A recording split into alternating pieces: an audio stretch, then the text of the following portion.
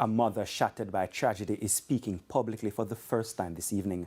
29-year-old teacher Tahira Pinnock and her 14-year-old daughter Tahalia Wright were killed last week, allegedly at the hands of Tahira's partner, before he reportedly took his own life. Now Tahira's grieving mother is revealing the pieces of her daughter's life, the one she says paints a very different picture from the rumors swirling around the case. Here's Sandy Williams with the details. Two faces, full of light and promise. 29-year-old teacher Tahira Pinnock, affectionately called Tara, and her daughter Tahalia Wright, gone violently, suddenly, leaving a mother grasping for answers. Most of what she would tell me, I think, would be the better part of our relationship.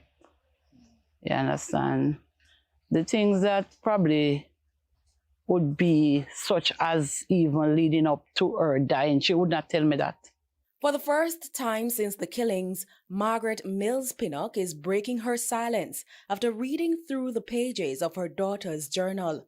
Pages, she says, reveal a young woman trying to hold on to love while quietly slipping into pain. Yes, she had a journal. So I was reading some of it, and majority of it would basically she just need, and even to need somebody to treat her like how she treat them. It was while commuting to work that Tara met Brandon Main, the man police believe killed her and her teenage daughter, a tragedy that ended with his apparent suicide last Friday. She's a person of progress, and she believed she saw progress in this young man. So she think, she could have made it with him, right?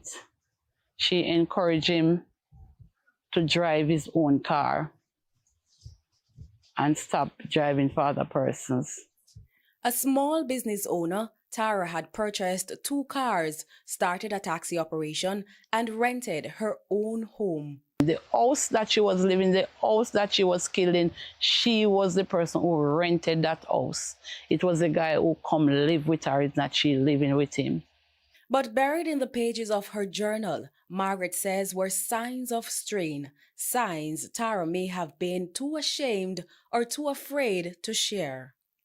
In one part of it, he said that they come like sheep, but the wolf surface.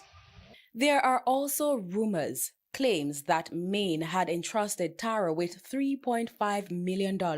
Margaret says that's a lie. If she had any money for this young man, I would know. So, if it was the young man money that she used to buy the car, she would tell me. Because there were times when he would give her like weekend money and all of that, or if any little problem she have and him give her one extra little money, she would tell me.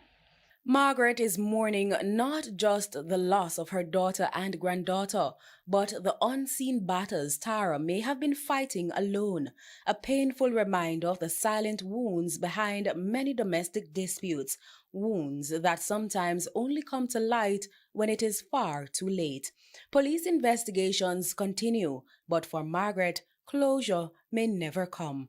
If you or anyone you know is experiencing domestic violence, help is available. Contact the nearest police station or call 119.